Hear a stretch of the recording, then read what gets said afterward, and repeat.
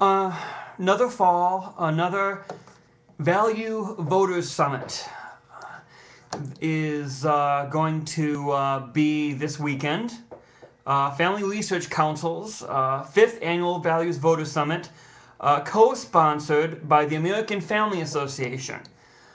Now, I am a Christian, and I do believe that our country has lost its way. But we don't find our way by catering to the hatred and intolerance of the fruits of the flesh as we get from Bryan Fischer of the American Family Association. I mean, and this is going to be a big thing. I mean, Senator Jim DeMint, Senator James Inhofe, Governor Bob McDonnell from Virginia, Mike Huckabee, Mitt Romney, Representatives Pence, Michelle Bachmann, Newt Gingrich, Dr. Bill Bennett are all speaking at this event. And Christine O'Donnell, the new Republican candidate for Senate for the state of Delaware, is coming as well. And yes, I got this from the People for the American Ways right-wing watch, and I do not like that they point out the sins of the right while giving a free pass to the sins of the left, which is the same thing that the Tea Party does and a lot of the people on the right do. And sometimes I think maybe the only way to know about the sins of the left is to watch Fox News, and the only way to know of the sins of the right are to go to MSNBC and go to Right Wing Watch and sites like this. But I just want to say that I'm a moderate. I mean, I classify my political views as militant moderate. I believe that the left are compromised on views of sexual morality. The left are compromised on views of sexual morality, and the right are compromised on morality such as greed, pride, how they rape the environment, things like that. And especially this guy, Bryan Fischer, scares me. He scares me. He gives Christianity a bad name. Yes, we're supposed to speak out against the evils of the world, but we're supposed to do it out of love and compassion. I mean, Jesus wouldn't have said the things that this guy says. And these are just a couple things he said. And I believe that Michelle Bachmann, Tim Pawlenty, Bob McDonnell, Mike Pence, Mike Huckabee should condemn this kind of speech. But the thing is, they won't, because it riles people up and it gets people to support their views. And these are just some of his quotes. On August 10th of this year, he demanded that no new mosque be built anywhere in America. And the thing is, wouldn't that make us as bad as Saudi Arabia? Wouldn't that make us as bad? Now, I believe Islam is a false faith. I know in the age of pluralism, it's not polite or PC to say that, but that's what I believe. I believe they added on to the Word of God with what Gabriel said to Muhammad, but they also twisted what happened before Muhammad, i.e., they believe that Ishmael was asked to be sacrificed and not Isaac, things like that. But still, I mean, Islam is not in and of itself a violent religion, a violent faith. People have used it to commit violence, but people have used Christianity to commit violence. Look at the attacks on abortion clinics, hate crimes against homosexuals, things like that. And the thing is, I mean, people say that this is part of the American Taliban. I sometimes think that's hyperbole, but I mean, with what they say, and Bryan Fischer is kind of on the far right, but Huckabee, Gingrich, Bachmann, they're all... You hate to have guilt by association, but you also judge by the company you keep and what comes out of your mouth. Arguing that inbreeding has caused Muslims to be stupid and violent.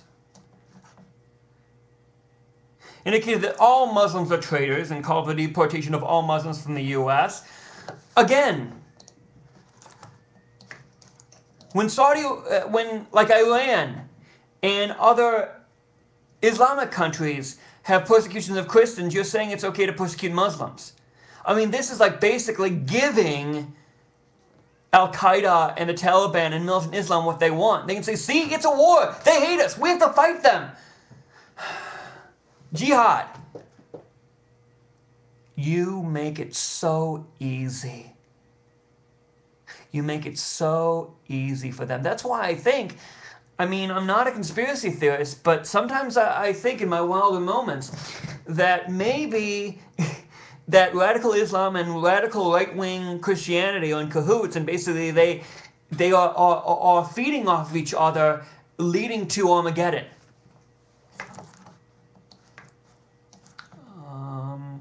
U.S. service members died in vain because the U.S. failed to make Iraq a Christian nation. More Christians died because of the invasion of Iraq than they died under Saddam Hussein's rule. I mean, Saddam Hussein was a vicious dictator. There's no questioning that. But he did keep order, and there was relative peace between Muslims, both Shia and Sunni, and Christians. And Christians have been killed, persecuted, and fled. And not just Iraq, but other areas in the Middle East as well. And we are making it easy for them. Homosexuals should be disqualified from public office.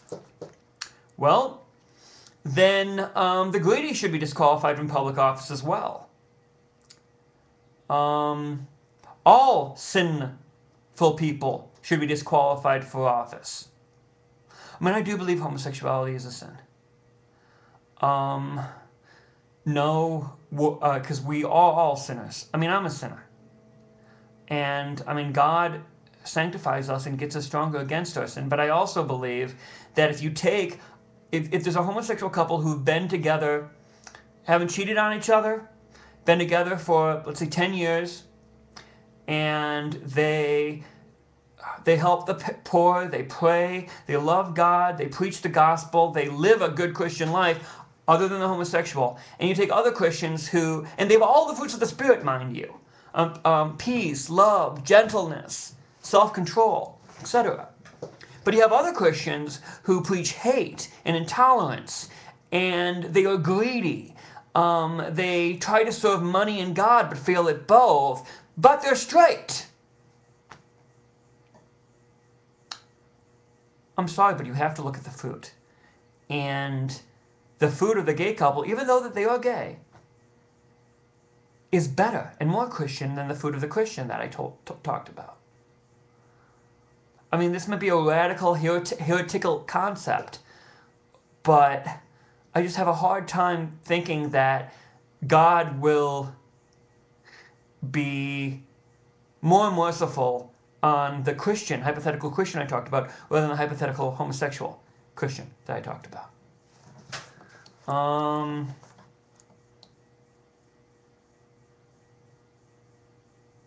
It says that gays are bisexual, deviant felons, not to mention pedophiles. Not all gays are pedophiles. Not all straights are pedophiles. There are straights who diddle little girls, just as there are gays who diddle little boys. And there isn't evidence to back up that all gays are pedophiles. And if there isn't enough evidence, that's slander. And you can't slander in the name of God.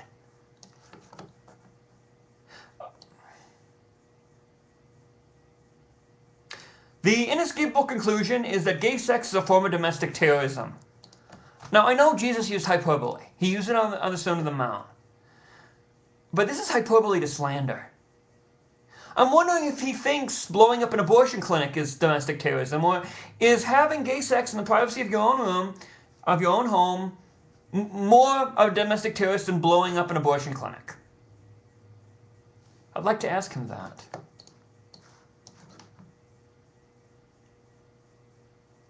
He said that virtually all the stormtroopers, the brown shirts of Nazi Germany, were male homosexuals. But I don't know if that's true. I don't think it's true. I mean, I've studied history. but the Nazis were great at rallying up hate against the outsider. It was the Jews in their time, and it's turning out to be the Muslims in our time.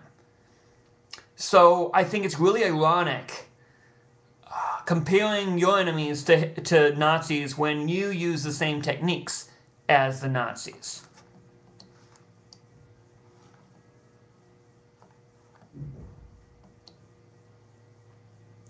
He called the president a fascist dictator for taking steps to hold BP accountable for the Gulf oil spill. And remember, the president's been a fascist. He says, I've been a fascist from day one. They can't blow their nose without asking permission from me. They can't clean the wax of their ears unless they get a sign up from me. That's what fascist dictators do. I mean, I'll have to look more into that about what Obama's quote. I don't know if he was trying to make a joke, and still talking about BP in that manner, it was a very, very bad joke. But holding companies accountable for lax oversight is something that we all should do. So anyway, I just had to say this. And the thing is, this election is going to be very, very interesting. I mean, you have the Tea Party, and while I agree with the Tea Party on some of their social views, I couldn't agree with them less on economic views. And it's funny, there's kind of a civil war between the Tea Party, between Dick Armey and the Social Conservatives. Because Dick Armey, and I have to give him credit for this, because he's not a hypocrite, he said that basically,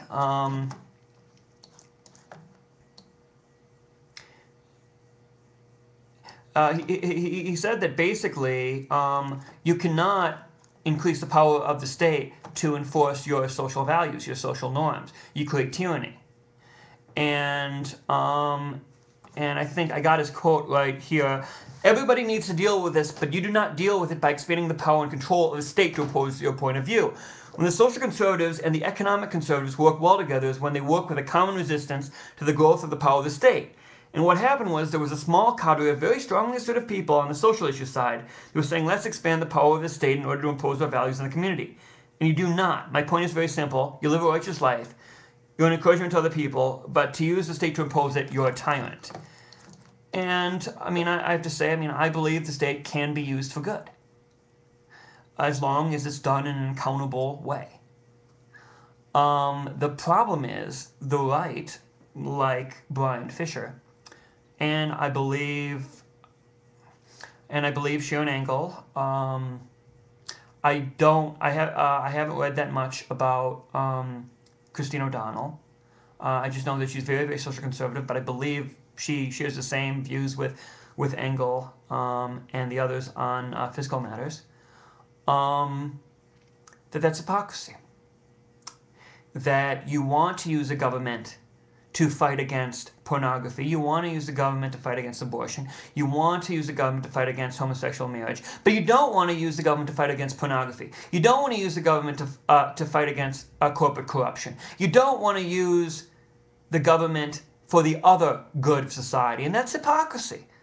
That is hypocrisy, plain and simple. And my whole point of making these videos is atheists are very good at pointing out hypocrisy. The problem is some Christians are not good at seeing their own hypocrisy, so atheists point that out, and it gives Christianity a bad name, and people say, why do you follow Christianity? They're just a bunch of hypocrites.